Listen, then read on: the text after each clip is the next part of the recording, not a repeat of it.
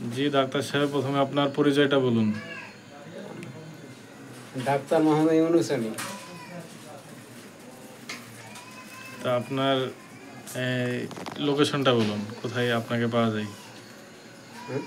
লোকেশনটা বলেন, কোথায় পাওয়া যায়? হ্যাঁ এখানে ট্রিটমেন্ট করি, এখানে এখানকার ডাক্তারি মালিকের 29 নম্বর ওয়ার্ড। আচ্ছা আচ্ছা, এবার আপনার ডাক্তারের যে জার্নি সেটা বলুন। ডাক্তারি আপনার যে পথ চলা কবে থেকে শুরু হয়েছে? 86 সাল থেকে আমি প্র্যাকটিস করছি। তা আপনি যে ডাক্তারের যে জ্ঞানটা কোথা থেকে পেলেন, কিভাবে আপনি শিখলেন? আমার এটা এই যে আমার শিক্ষা এটা নিজে আখ্যায়িত করেছি মিরাকল অফ দ্য ওয়ার্ল্ড। জি, কি জন্য এটা মিরাকল অফ দ্য ওয়ার্ল্ড? বিশ্বের অলৌকিক ঘটনা। এটা দ্বিতীয় কোথাও আছে কেন বলতে হবে। এইরকম কোনোদিন স্কুলে না গিয়ে লন্ডনের বই পড়া আছে বা পড়তে পারে। তো আপনার এই পড়াশোনাটা কিভাবে শুরু হলো? আপনি স্কুলে না গিয়েও আপনি কিভাবে পড়াশোনা শিখলেন? আমার এটা খুবই ইচ্ছা ছিল। আর ওই কোনো জায়গায় দেখতাম যে সরে এটা তো বাঙালি আমরা সবাই এটা দেখে বা জানি। এইভাবে প্রথম সরে এটা আমার আস্তে আস্তে এইভাবে পড়তে পড়তে নিয়ন্ত্রণ আর বাংলা, তারপরে ইংরেজিতে সব কিছু দেখা যায়, লেখা আছে। তো বাংলা ইংরেজি ওয়ার্ড বুক যাকে বলে ওটা, এই বই পড়াশোনা করলাম একাই। তারপরে ইংরেজির পরে এইভাবে নলেজ হয়ে গেল আল্লাহর মধ্যে। মানে আপনার জীবনে জাননি কোনোদিন স্কুলে যাইনি, কিন্তু আমার লন্ডনে বই পড়া আছে। আচ্ছা আচ্ছা, তো শুরু থেকে বলেন আপনি কবে থেকে বাংলা পড়া শিখলেন? মানে সরিয়া থেকে বাংলা রিডিং পড়া কিভাবে? তো সরিয়া পড়ে এরকম আস্তে আস্তে বাংলা পড়া। কত বছর বয়স থেকে আপনি সরিয়া মানে বাংলা পড়াটা শিখেছেন? রিডিং পড়তে? হ্যাঁ, রিডিং পড়তে কত সাল থেকে পারেন? আচ্ছা, আমার 15 বছর বয়স, তখন তখন থেকে শুরু হয়েছে। তার আগে কিন্তু আমি জ্ঞান হয়ে গেছে, তাও পড়তে পারতাম না।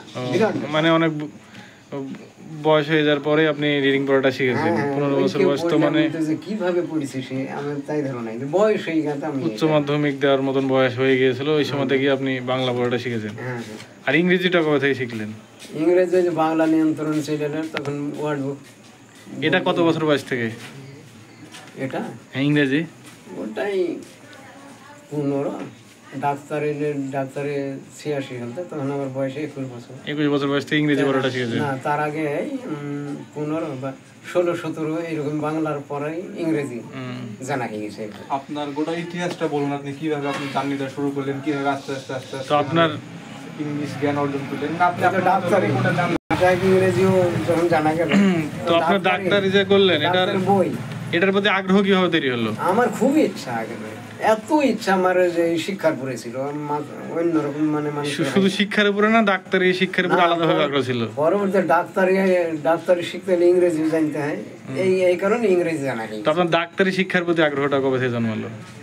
ও আমার নিজের কালাজ্বর হয়েছিল। কালাজ্বর হয়েছিল? তো ইতিহাসটা বলেন। ফুল ট্রিটমেন্ট দিল গ্রাম্য ডাক্তার।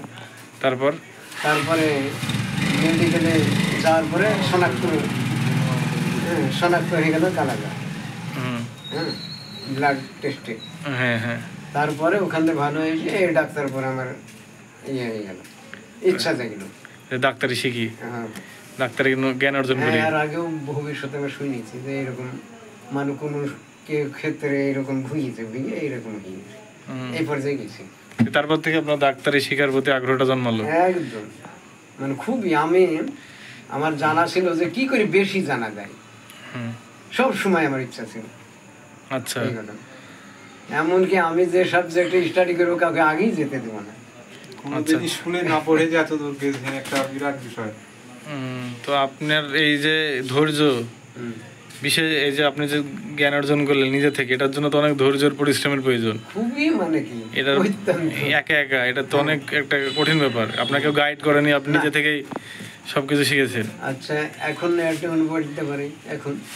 এখন বর্তমানে ইংরেজি বাংলা বললাম যে ইংরেজিতে মাস্টার শেষ করেছে, আমার কাছে ইংরেজির অনেক কিছু নিয়ম কানুন জানতে আসে। তো আপনার প্রথম যে জ্ঞান অর্জন করলেন ডাক্তারি বিষয়ে, ওটা কোথায় থেকে, কোন বই পড়ে কিংবা ও কি মাধ্যমে করলেন? ওই তো ওই কলকাতার বই পড়া ছিল আগে। কি বই, বইয়ের নাম কি? মডার্ন অ্যালোপ্যাথিক চিকিৎসা। ওটা কি ইংরেজিতে ছিল নাকি? না, বাংলায়? ওষুধ ইংরেজি আর মানে মানে সব বাংলায়। আচ্ছা আচ্ছা, এই ঘটনা। ওটা প্রথমে পড়লেন, হ্যাঁ হ্যাঁ। তারপরে? তারপর ওটা থেকে আরো জানার ইচ্ছা হলো। এখন তখন লন্ডনের বই, ডেভিডসন হ্যারিসনের বই। তখন তখন আপনি ইংরেজি পারতেন? হ্যাঁ, ইংরেজি পড়াতে পারি। মানে ইংরেজি আপনি ইংরেজি বই পড়বেন সেই সেই ইচ্ছা থেকে ইংরেজি শিখেছেন না আগে থেকেই পারতেন? আগে তো ইংরেজি কম বেশি একটু স্টাডি করতে করতে হয়ে গেল। আচ্ছা। আর ডাক্তারি তো শুধু ইংরেজি। আপনি কয়েকটা বইয়ের নাম বলুন যেগুলো আপনি পড়ালেখা করেছেন, গবেষণা ওই তো করেছেন। বললো লন্ডনের ডেভিডসন হ্যারিসনের বই দেখো। আচ্ছা আচ্ছা বই কলকাতার এশিয়ান পান্ডে। আচ্ছা, তো তারপরে আপনার ডাক্তারি জার্নি কবে থেকে শুরু হলো? 86 সাল থেকে। কি প্রথম রোগী আপনার, মানে প্রথম রোগী কে ছিল? অত খেয়াল থাকে অতদিন। আর আপনি মানে পরিচিতি পেলেন কবে থেকে যে ডাক্তার হিসেবে? এই তো আস্তে আস্তে মানুষ জানলো, যে আমি অবাক হয়ে যায় যে কোনোদিন স্কুলে যাইনি, কি করে ডাক্তার না, আমার শিক্ষার পরে মানুষ সব জানতে যায়।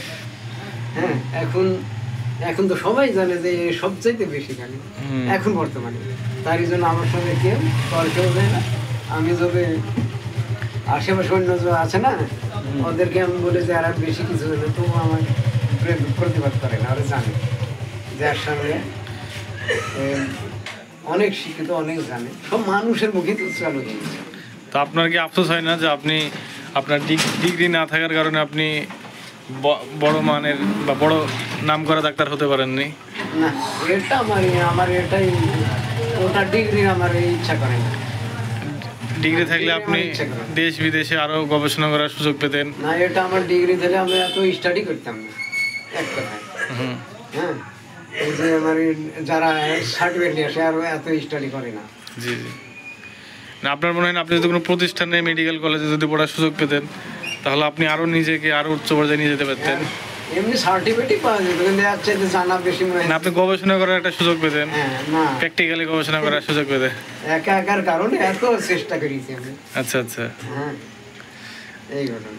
তো আপনার এখন যাই গোটা বিশ্ব জানে, আমার আমার ইচ্ছাই ছিল যে, হ্যাঁ, যে বেশি কিছু, হ্যাঁ, বা অলৌকিক ঘটনা, হ্যাঁ, বা আশ্চর্য ঘটনা ধরনের, হ্যাঁ, হবে বা হয়েছে, এটা বুঝতে পেরেছি। তো আপনার এখন পরামর্শ কি যারা নতুনদের প্রতি, যারা ডাক্তার হিসেবে নিজেকে প্রতিষ্ঠিত করতে চায়? এরা তো এরকম ইয়ে করে, স্টাডি করে না, সেরকম শিক্ষা নেই না। আশেপাশে যত আছে শিক্ষা তো নেই।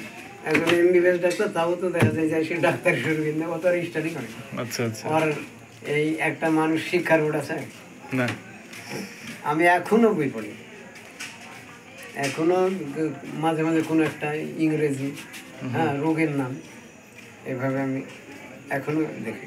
তো আপনার বাংলাদেশের যে চিকিৎসা ব্যবস্থা সে সম্পর্কে আপনার মতামত কি? বাংলাদেশের চিকিৎসা সবচাইতে, বিশ্বের মধ্যে সবচাইতে মানে নগণ্য। আচ্ছা, একদম মানে এই যে অজানা ডাক্তার, বিশেষ গ্রাম্য ডাক্তারই তো বেশি। একটা পাশের এমবিবিএস ডাক্তারের চাইতে এই গ্রাম্য ডাক্তার বেশি না? অবশ্যই। একদম নিম্ন, কিছুই জানি না, মেডিসিন আমার জ্ঞানই নাই। আমি বহু পড়ি, দেখেছি আমি। আচ্ছা, রুগী হেবি, কিন্তু অত জানা নাই। এমনি দেখা দিয়ে এই দেশের লোক অত জ্ঞান নাই, দেখা দেখি চলে যায়। তো এটা থেকে পরিত্রাণের উপায় কি? বাংলাদেশের চিকিৎসা ব্যবস্থা থেকে উন্নত করার উপায় কি আপনার মতে? আর এটা তো ভালোভাবে সরকারকে জানতে হবে যে সেই ওষুধই বসে গেছে এটা, হ্যাঁ, এটা নিয়ে মানে করতে ভালোভাবে জানতে হবে, সরকারকে, প্রশাসনকে জানতে হবে, এটা ভালোভাবে জানে, শিক্ষে বা জানে, সেভাবে ডাক্তারি জানে, তদন্ত করে দেখতে হবে এটা। হ্যাঁ, এই তো আর কিছু কি আপনার বলার আছে? আর কি কিছু বলার আছে নিজের সম্পর্কে? বা এটা বললাম যে আমার এটা para miracle of the world, প্যারামিন অফ দ্য ওয়ার্ল্ড, আমার এটাকে আমি এটা আখ্যায়িত করেছি। আচ্ছা, বিশেষ অলৌকিক ঘটনা, বিশেষ সর্বশ্রেষ্ঠ।